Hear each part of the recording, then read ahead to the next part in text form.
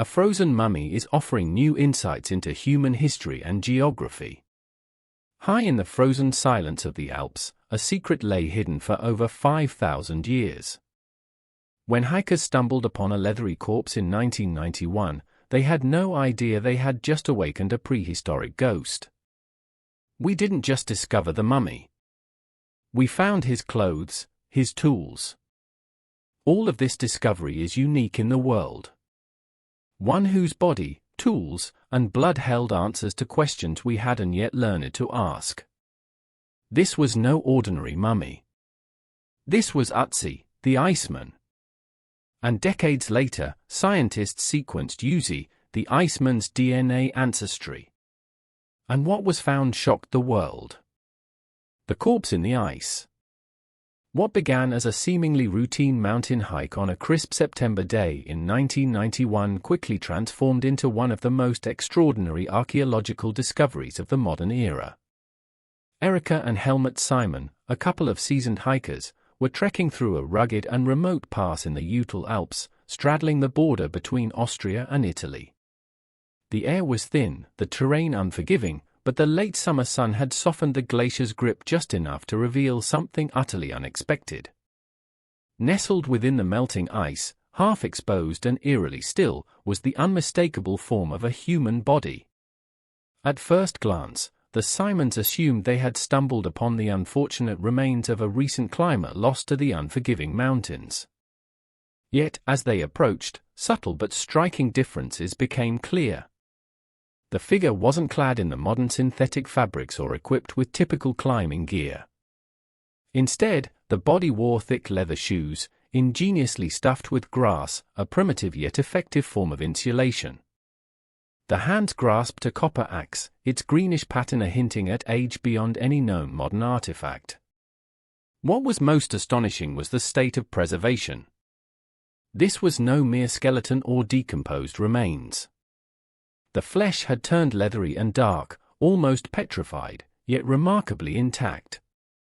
The skin's texture and the overall condition defied the typical ravages of time, preserved by the unforgiving cold and ice of the glacier.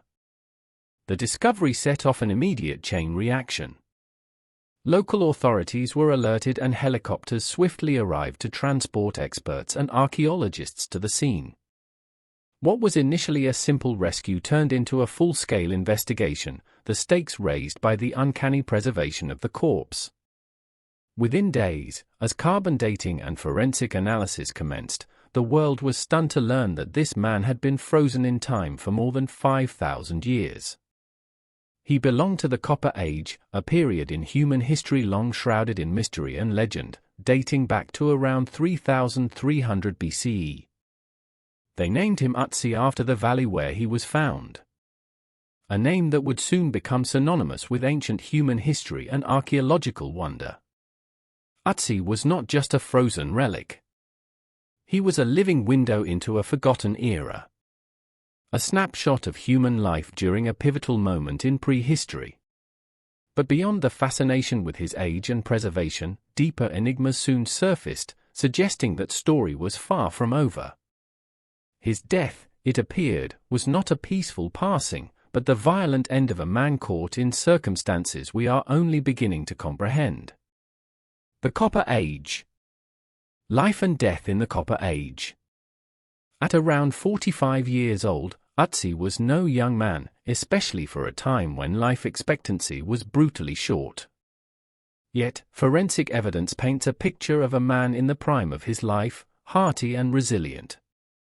Standing at just 5 feet 3 inches in tall, weighing about 110 pounds, he might have seemed slight by today's standards, but his bones told a tale of strength and endurance, forged by years of surviving in the harsh alpine environment. One of the most fascinating aspects of Otzi's body was the 61 tattoos etched across his skin. These weren't ornamental or symbolic. Rather, they were therapeutic marks. Scientists believe they were deliberately placed near joints afflicted by arthritis or pain, perhaps an ancient form of acupuncture or medical treatment. It was a silent testament to his suffering and the rudimentary care methods practiced thousands of years ago. His clothing spoke volumes about his lifestyle and the resources available. Goat hide leggings shielded him from the cold and rough terrain. A bearskin cap protected his head, and a cloak woven from woven grass added an extra layer of insulation. These garments were meticulously crafted, each piece functional, designed for survival rather than fashion.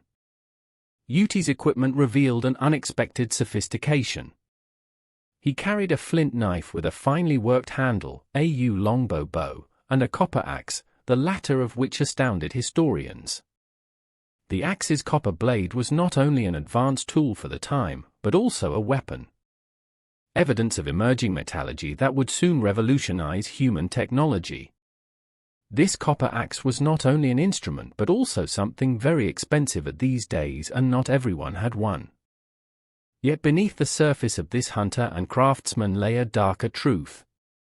Forensic analysis uncovered wounds suggesting that last hours were far from peaceful. He suffered of atherosclerosis actually.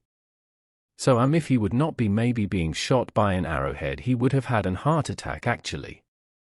His left hand bore a deep gash, indicating a desperate act of self-defense. His ribs showed bruising and possible fractures, evidence of a violent struggle.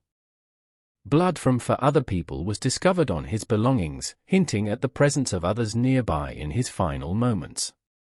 Most chilling of all was the arrowhead lodged deep in his left shoulder, having severed a major artery.